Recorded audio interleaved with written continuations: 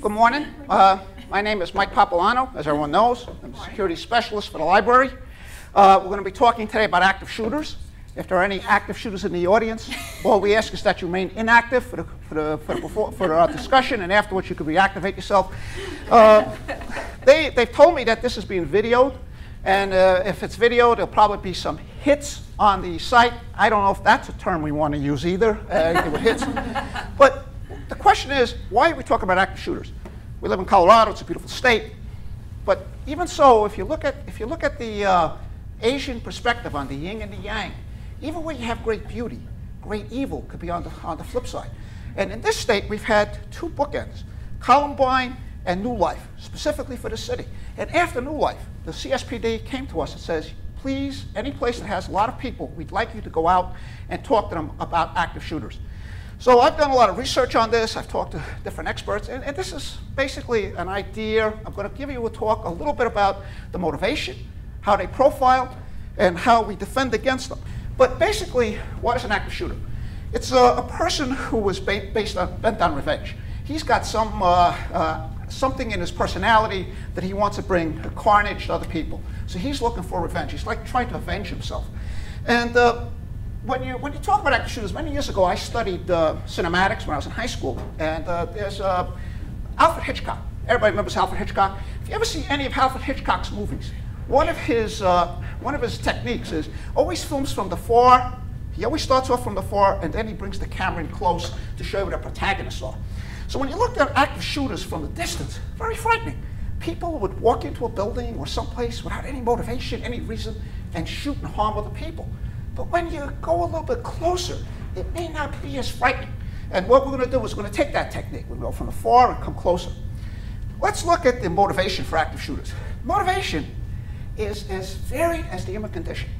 There is no one instance or factor that activates every active shooter. The only thing you can see is, though, if you look at an overall trend, it may be some form of alienation. Alienation from society, alienation from family, that creates a lot of anger.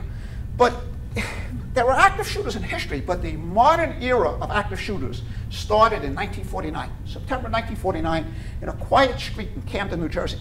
A fellow by the name of Howard Unruh was a World War II vet, a Bible reader, lived with his family, very quiet fellow. He thought people were whispering about him. He thought they were talking about him. So he takes a couple automatic weapons, and he starts walking down the street, and he starts shooting people. There was one family in particular that was his target because he thought that they were the major people talking about him, and he killed them, and he killed a lot of people. He even killed a little 2-year-old boy, just happened to be looking out of a window. When the police and law enforcement arrived to stop him, they were astounded. You know, somebody that would actually walk down the street and kill people at random, they thought he was crazy. And what happened is, Unruh was never prosecuted for his crimes. He was basically sent to a psychiatric hospital in New Jersey, and he died there in 2005. He was never prosecuted. But from 1949 to the present, there have been active shooter incidents all across the board almost every year. Active shooters are not just an American phenomenon. They've been in places such South Korea. They've been in Finland, Breivik, just shot up in Norway. You've seen them in Germany, France, Canada, even as far away as Tasmania. And the last time, before this active shooter shot up a tourist center in Tasmania, the last time you'd ever heard anybody coming from Tasmania was Errol Flynn. So basically, you know, it could be anywhere that these guys come from. Well, in the United States, some of the ones have been spectacular. If you look in 1966, the Texas Tower in Austin, Texas, Whitman goes up to the top of this tower, and he shoots, kills, or wounds 40 people. The police have to actively engage him to finish him off. And when they do an autopsy on this guy. And they do forensics. What motivated this guy? The best they can figure out is that he hated his father. His father used to abuse his mother. Matter of fact, Whitman himself was a wife abuser. And to top it off, before he went on his rampage, he killed his mother and his wife. And he started his rampage. And he also had a slight tumor in his head, but they said it was benign. So you can imagine there are people out there with tumors who walk around that don't get motivated to go out and kill their fellow people. Hennard was 1991 in Libby, Texas, in Killeen, Texas. Hennard drives his pickup truck into a luncheonette, and he gets out and he starts shooting people. He kills 22 people, 14 of them women. They think he hated women. He did spare some women. There was a woman with a little kid. He actually told him, "Get out of here, leave." Was that his motivation? No one knows. Cho at the Virginia Tech. Cho was a South Korean immigrant to the United States. He was very inarticulate. He couldn't communicate. His whole life he had trouble communicating. The only person he could communicate was his sister. And his sister went to college, and once she went to college, Cho's life started devolving downward. He became an active shooter. So if you look at the motivations, they're varied. There's no one thing that you could put a finger on as to what causes motivation. So it's kind of murky. When you look at the profile of an active shooter, the usual standard profile used to be a white male from 16 to 26. However, over the past several years, we have seen now active shooters that are basically African Americans. We've seen Asian Americans. We've seen Hispanics. And with the advances of female rights in the United States, you also see now women active shooters. We had Lori Dan in Wisconsin in 1979, Seacrest who shot up a wall in the 1980s, and Amy Bishop, who killed a fellow University of Alabama professors. So even when you start looking at this, motivation is murky, profiling is murky, could be almost anybody. There's a lot of fog, but when you start looking through the fog, you see some lights. And those lights start falling upon pools of people that could be active shooters. And there's about 3 or 4 pools. And out of those pools of people, we can get intelligence on them. For starters, the first one is disgruntled employees. Now, I'm not talking about somebody who just comes to work and has a bad day. I'm talking about the person who actively engages you and makes you know that he's disgruntled. Hey, I do all the work, Mary gets all the credit. You know, this place wouldn't work without me. You know, that kind of attitude. He's the kind of guy that if he came to work every day, you'd say, boy, I wish he was on vacation. You know, and if he did, I'd give him, donate some time of mine so he could extend his vacation.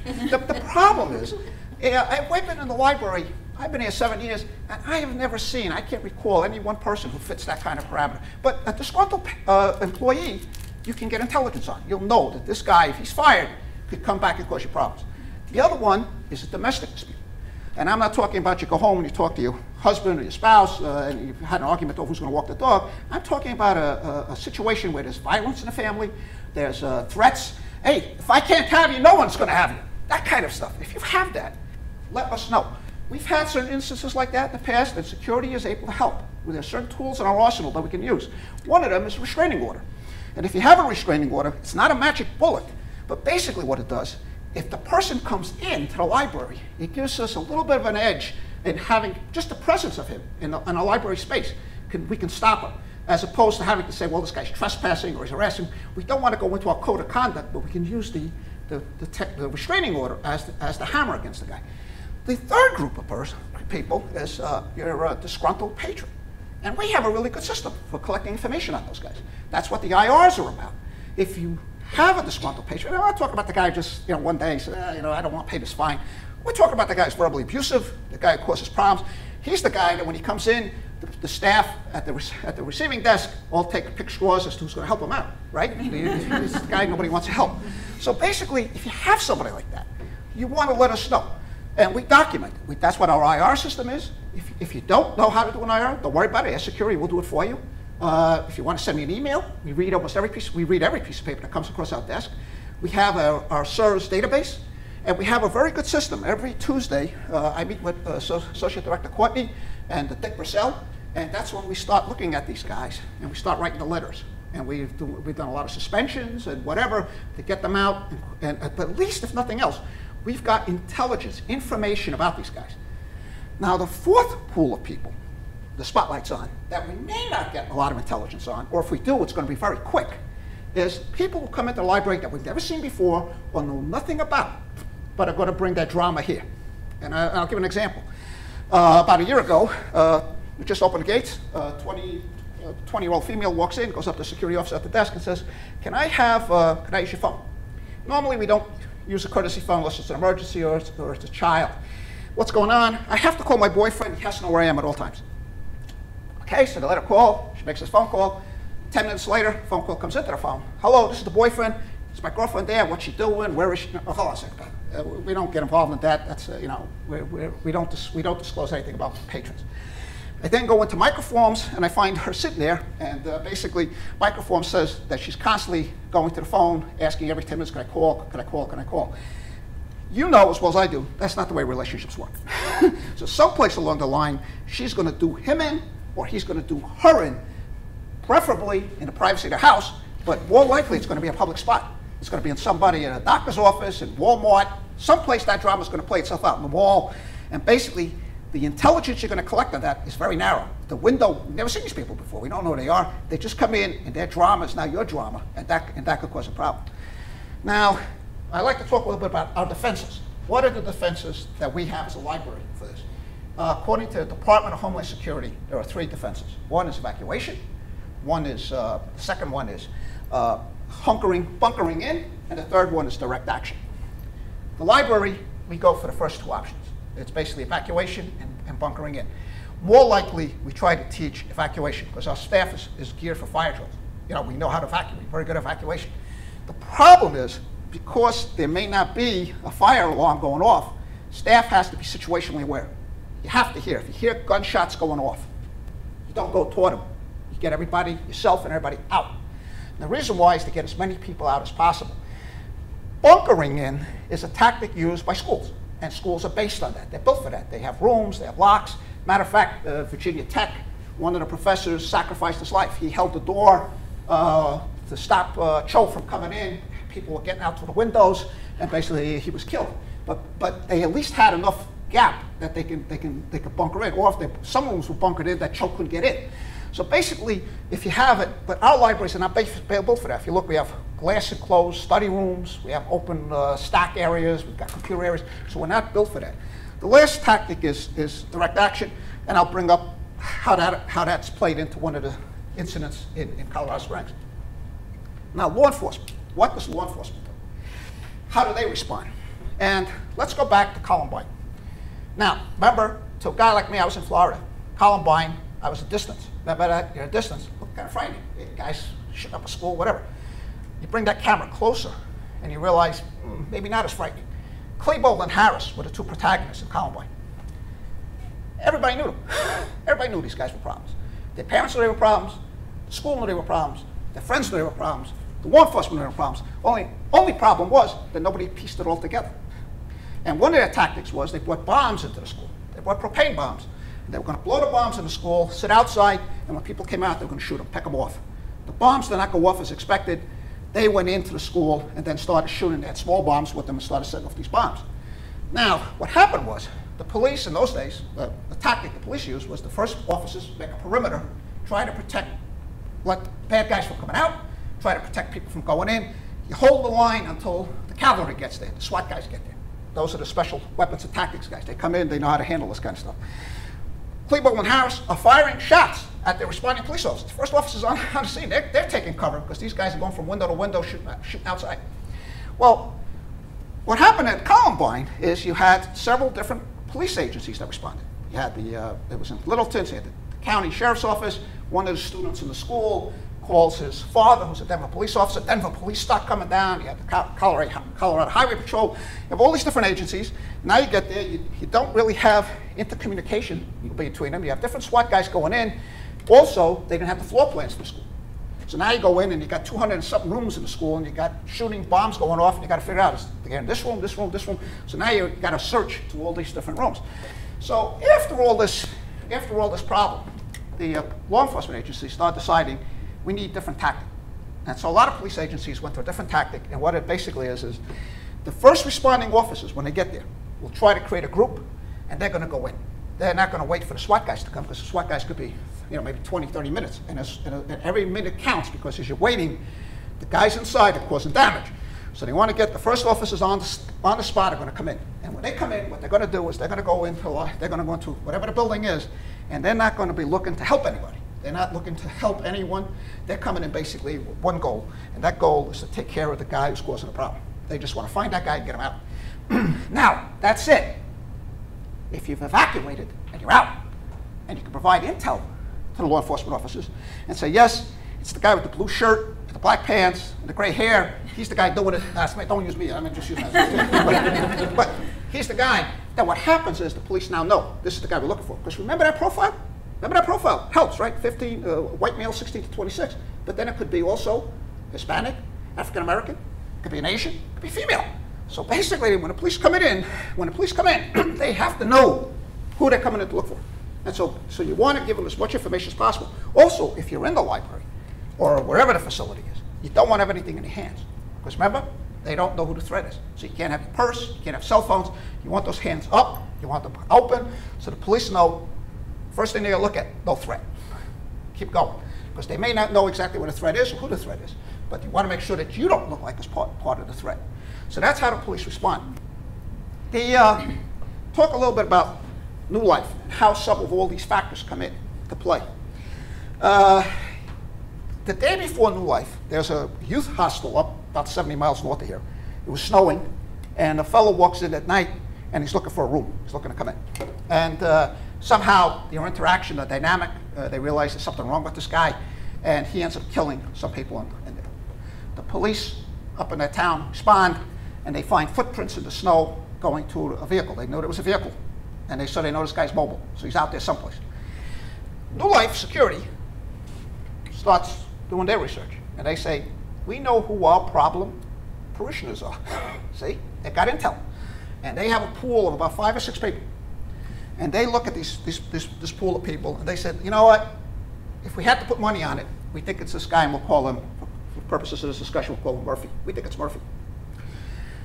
Well, where's Murphy? Is it Murphy? And where is he? So, next day, on Sunday, New Life has their services, and their services, they have extra duty police officers on duty until 1 o'clock. At 1 o'clock, the extra duty officers leave. Within about a few minutes after that, there's like smoke going off on the side of the building. And basically, they hear gunshots, security hears gunshots in the parking lot. There's gunshots going off.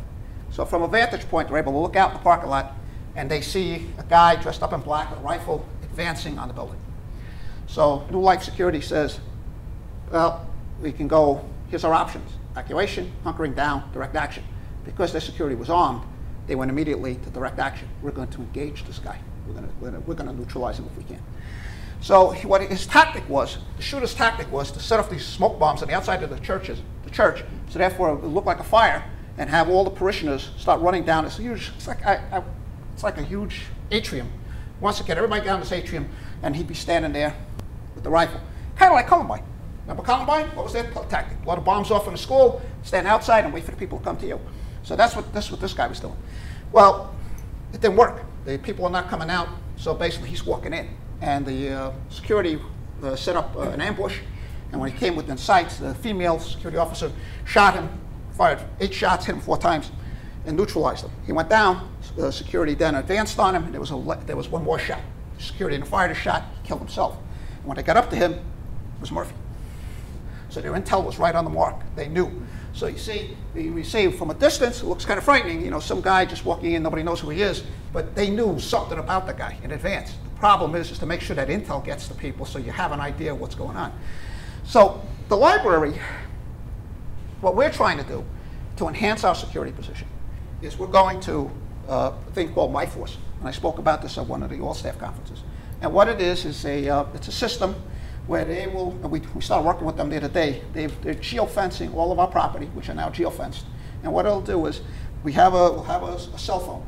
Cell phone has an app on it, and you put that app on you put that phone on your belt. And if you have an incident, there'll be certain protocols, but if you have an incident with someone, active shooter, you can hit that button. And My Force then listens in to what's being said. They're contacting the police, they're intermediate get the police, and they're also contacting anyone else within the perimeter who has that application. So there could be staff members of the security, it could be even staff members, because this thing may be open to staff members to acquire this app. So basically anybody in there will know, and this will provide intel to the police. Remember, we always want to get intel to the police, because that way they know if there's a problem, they can come down and what's going to happen. So basically, My Force is what we've developed. The phone should be here in a couple of week or 2, and sometime within the next month or so, we're going to try to start this process up. The other thing is, I drafted with the cooperation of the police department an active shooter scenario, and it's based on incidents that have happened in the library, incidents that have happened in actual active shooter incidents, and we pieced this together, and we're going to try to run this scenario Wednesday, July 25, 25th of July, at Penrose at 7 o'clock in the morning. Angela, we're going to sit with Angela next week. We're going to try to see if we can get some staff members who would like to help us in that scenario. We may need about 10 to 15 staff members to play the part of hostages or whatever. And basically, the police will provide the pyrotechnics, and we're going to try to get this. We will be the first, we were told that we are the first public institution in Colorado Springs that is actually running an active shooter scenario, where people could actually see what it looks like and how it plays out. Our goal is not to frighten people. Our goal is basically to make people's awareness. So, and the way training works is if you see something once, or you see how it operates, if God forbid something happens, then you say, oh wait, I've seen this. I know what to do, or I know how I'll react to the situation. The last thing I'd like to talk about is the only active shooter scenario ever done, not a scenario, but the only active shooter incident in library history, 1994, Salt Lake City. What happened there was a guy, patron, they had an art exhibit going on in the library. And this guy, I don't think the library had much interaction with him, but the rest of society did. He was known as a kook in the rest of society. He had all sorts of problems. But he decides to come into the library that day, and he has a weapon, and he has what looks like a bomb. And he says, everybody, taking hostages, and he herds everybody into a conference room. He's got about 8 to 10 hostages. He's got this bomb. A librarian, there would have been children in that room. The librarian was courageous enough to get the kids out. She was able to get them out to a back door, so he had no children in the hostage room. Across the street was the Salt Lake City Police Department. They get the call, and off-duty or undercover plainclothes officer runs across the street, and he gets himself into the hostage pool. There was some guy that was sick, and he tells the hostage taker, he says, hey, I'll take this guy's place, which should have been a clue to the active shooter that hey, who wants to be a hostage. So this guy's in there. Now the standoff goes. We've gone, sometimes these active shooter scenarios, remember, active shooter incidents will go from active shooter coming in to do shooting to going into a hostage situation. Sometimes they reverse. It'll be hostage situation, and now it's going to devolve into active shooter. Most active shooters are looking for either at the end of their operation to commit suicide or to themselves be killed by law enforcement, which is what we call suicide by cop. Well, in this situation now, it's a 5-hour standoff. You got this guy in there, and he's making all sorts of demands. He wants money. He wants, I think, a pardon from the president because he's been dishonorably discharged. He wants a plane to South America. He's got all these demands that there's no way they're going to handle it. Meanwhile, the officer who's in the room with him is watching this guy, and he put this bomb on top of the, there was a big oak table in the middle of the conference room. He put this bomb on there, and the officer, and he said, I got a dead man switch. He told everybody, so if anything happens to me, I let go of the switch, this bomb's going to go off. The officer figured out soon enough, he was a Vietnam vet, he figured out that that bomb was basically a Claymore mine. And a Claymore mine is basically looks like a fan. It's got explosives behind it that nails, so when it detonates, it shoots out this way. It can cause a lot of damage, especially in close space. But he knows it's a Claymore mine. So the officer's trying to calculate, how can I, if I can't get to this guy, how can I protect people? Well, the scenario goes on for about 5 hours. They got hostage negotiations, talking to this guy. They got the SWAT guys ready to come in. And the active shooter, he says finally, he says, listen, all my hostages, would you line up and pick a number because I'm going to start shooting you in that order because I'm not getting what I need. So the officer inside knows, can't wait anymore.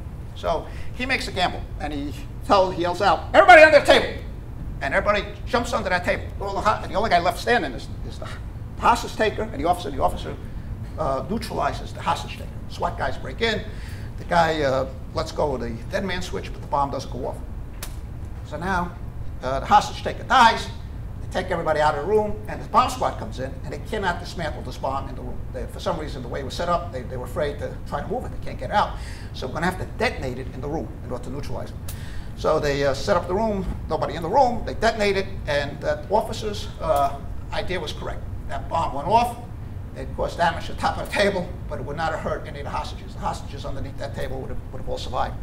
And that is the only, so far, we hope, the only one in a public library, the only situation that ever happened, and it was basically a hostage taker going into an active shooter scenario. So, any questions? Does everybody understand the concept? I mean, we're not trying to belittle it, but I'm saying that if you look at it from a distance, like when I was in Florida, I heard Columbine. You said, "Boy, that looked kind of odd, kind of frightening." When you get closer, you find out that Columbine wasn't so frightening because everybody knew. Cho, for instance, Cho at the University of at Virginia Tech. Everybody knew about it. He's teachers knew about him, students knew about him, he was stalking women, law enforcement knew about him, everything. Problem was, they had not pieced everything together. Now, I understand, there are certain universities that their security departments have almost like an intel unit.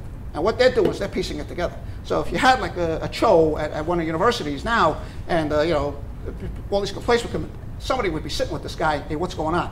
What is this guy, is he really a threat?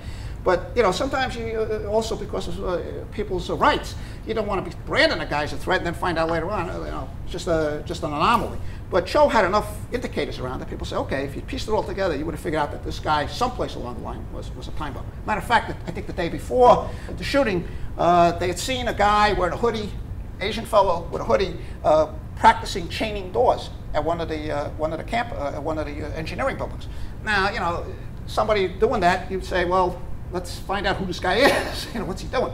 But he was practicing. He was practicing for the next day. That's what he did. He brought chains, went inside, chained the doors together, and basically locked himself into the building so then he can go out and do what he had to do. So there were always indicators. There was intel that they had the day before. He's practicing what he's going to be doing. So basically, there could have been maybe some way that they could have said, hey, this guy's out there and there's a problem. But that's what universities now do. It's like 9/11. Pieces are out there. You got to try to put them together, and that's what they're trying to do now, is to put the pieces together in order to say, okay, we know this guy.